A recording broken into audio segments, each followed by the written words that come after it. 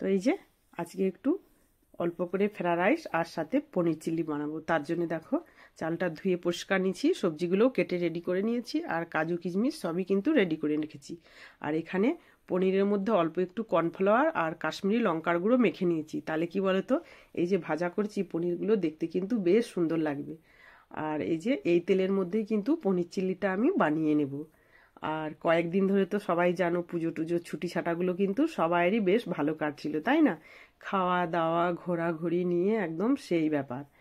আর তো কি করা যাবে, এই দিনগুলোর জন্য কিন্তু আবার একটা বছর অপেক্ষা করতে হবে।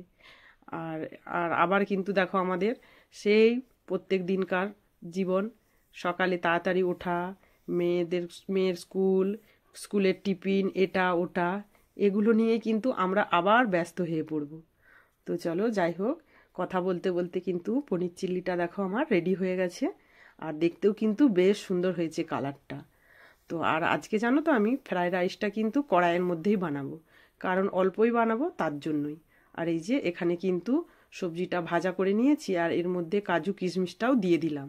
আর চালটা তো আগে থেকেই সেদ্ধ করে জল ঝরিয়ে রেখেছিলাম। তো চালটা এর মধ্যে দিয়ে ভালো করে মিশিয়ে নেব, তাহলেই কিন্তু ফ্রাইড রাইস আমার রেডি।